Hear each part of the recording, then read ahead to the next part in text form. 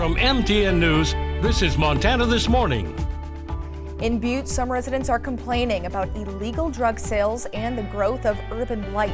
Just ahead, our John Amy looks into those complaints following a drug bust in one Butte neighborhood. I'm Jose George in Washington. The Baltimore Bridge collapse is heartbreaking video to watch. So what will Congress do about it? Will federal investigations be launched? Could a new law be passed to help Baltimore rebuild? We look at that angle next. I'm Megan Thompson here in Uptown Butte, and coming right up, I speak with parents after they received a message that their students' information may also be involved in the hack that affected 900 school district employees last November.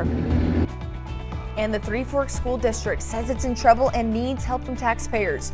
Our Julie Slee finds out what school leaders say is needed to protect jobs and programs. Alrighty, it is 6:30, almost 2 this morning. It is a Thursday, and yeah, a little bit of clouds, but that sun is sure trying to make a little bit of an appearance. Today's very pleasant temperatures for the morning. I do have some concerns for travel over some of the area passes, especially Reynolds Pass and those areas earlier in the day as we're dealing with some snow showers and looking at some of the cameras. It's hard to tell exactly what's going on because it was dark. And the camera was covered in snow, so there you go. That's it, I guess, That's the Reynolds Pass camera. So yes, there will be some snow showers. The Centennial Mountain's picking that up right now, and it is traveling our direction. But it is warm out there this morning, and that does at least give us a glimmer of hope for conditions into the afternoon. Warm temperatures outside mean warm ground temperatures, which also means that the snow, as it falls, a lot of that will be melting, but it'll be slushy and wet, and we may see some accumulations with some of that heavier snow bands that are trying to develop later into the day. Our skies do clear by the evening. Again, we do have some cloud cover in there early this morning. I don't expect the temperatures to deviate much. Often on rain showers that will mix with snow for Boseman, Butte. It's coming earlier in the day and likely to impact that mid to late morning and early afternoon. I'm going to talk more about your forecast and what's coming this direction in just a few minutes. All right, thank you very much, Matt. Well, a drug raid in a Butte neighborhood yesterday morning netted one arrest. MTN's John Amy spoke with residents who say they are frustrated with the crime and urban blight they claim has plagued the neighborhood for a long time. A drug bust was recently conducted in this Butte neighborhood in the 700 block of Main Street, involving local police as well as state and federal agents. This neighborhood has been a source of complaints of urban blight and illegal drug use for years. You have to keep all your vehicles locked. You have to watch your stuff that's in the backyard. People that don't, everything gets stolen.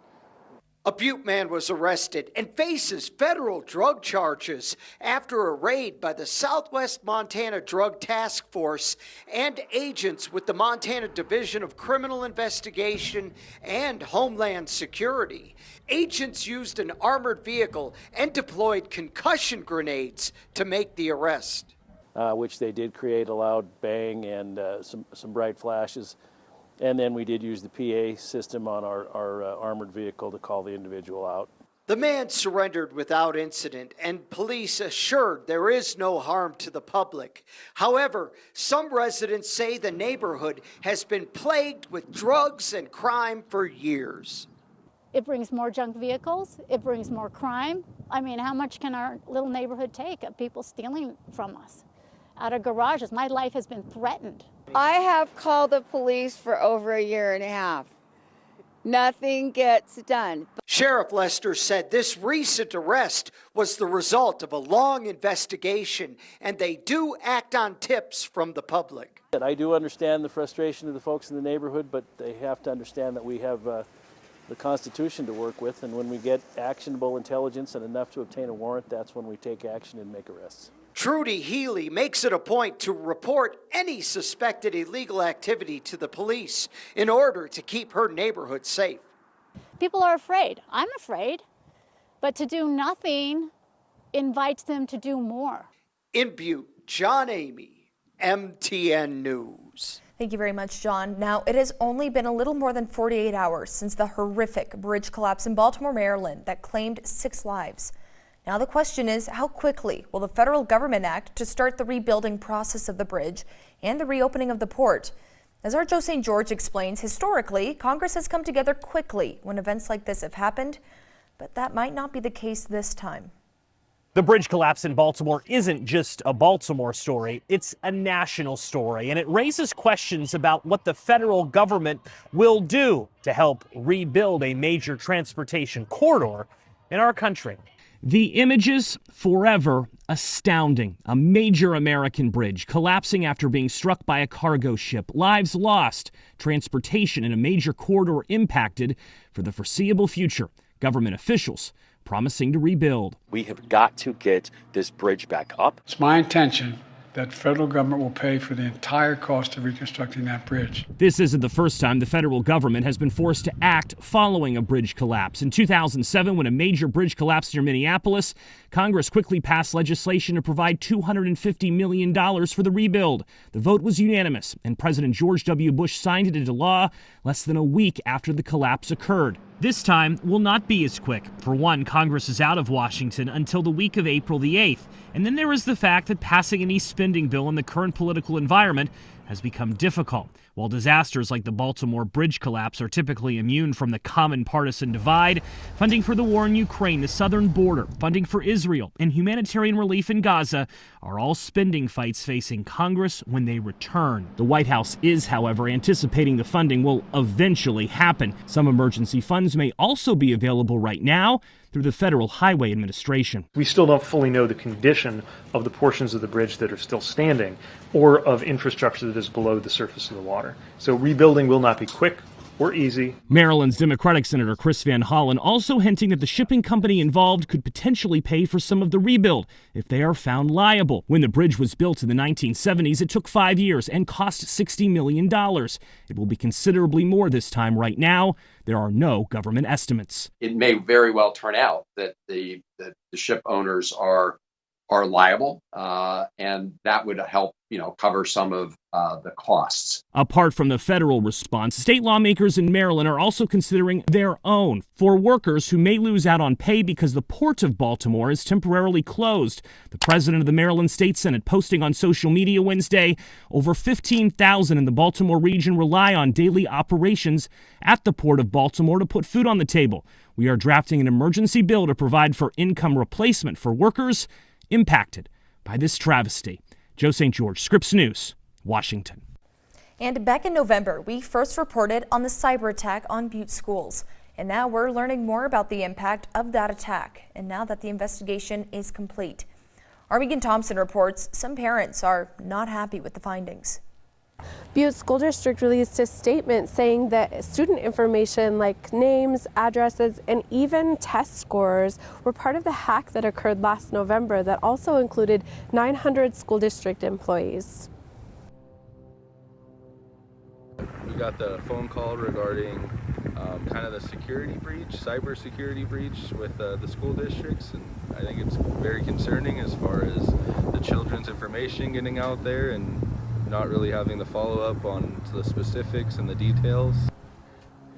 Eric Jensen is one of thousands of parents who received notifications from the school district announcing the conclusion of an investigation into a cyber hack that happened at the beginning of November 2023. And while Eric is concerned, not all parents shared that same sentiment.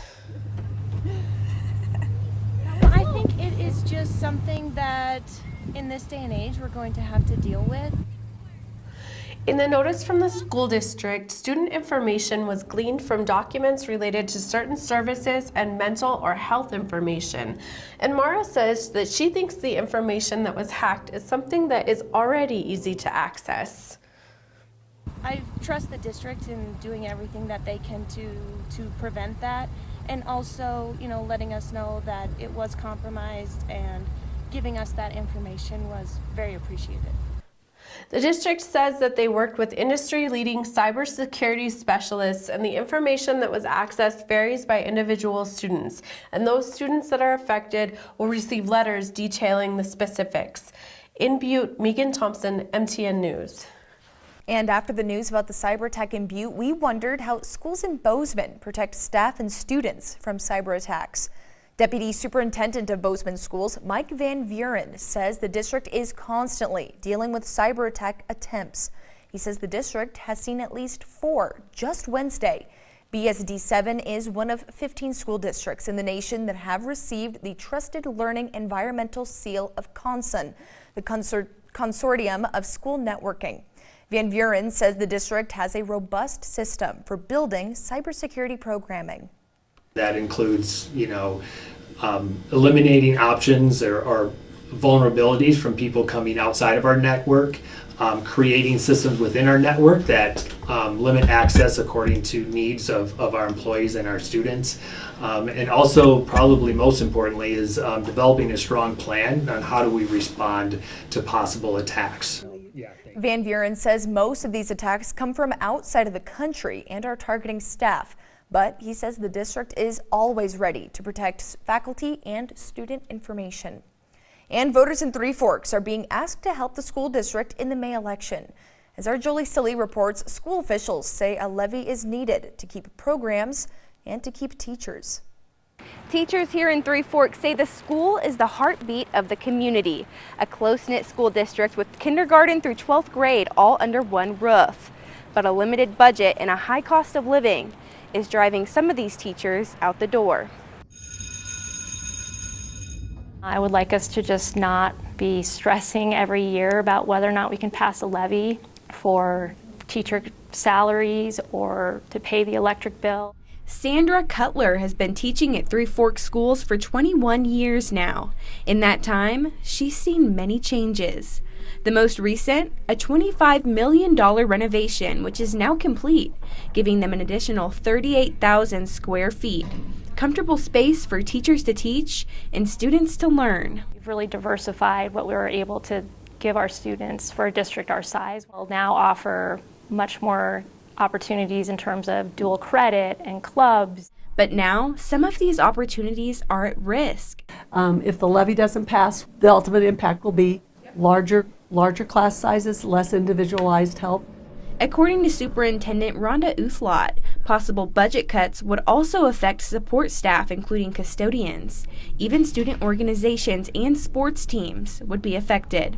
To prevent this, Uthlot says the school has been trying to get a general fund levy passed.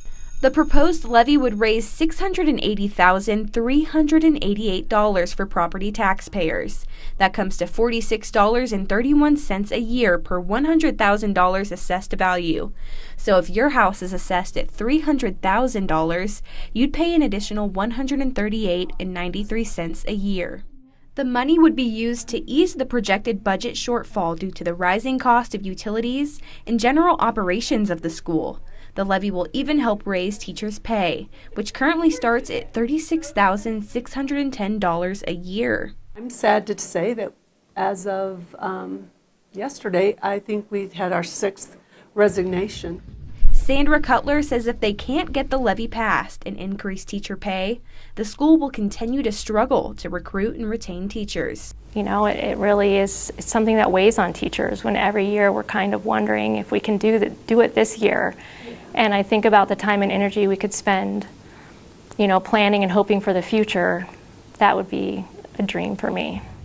Three Forks voters will get the opportunity to vote on the school's general fund mill levy on May 7th. For more information, visit our website.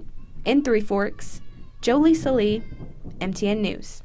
Thank you very much, Jolie. Now, we're going to take a short break here on Montana This Morning, but when we come back, basket weaving is not a typical hobby that most people pick up, but one Billings couple has stuck with it for over 25 years.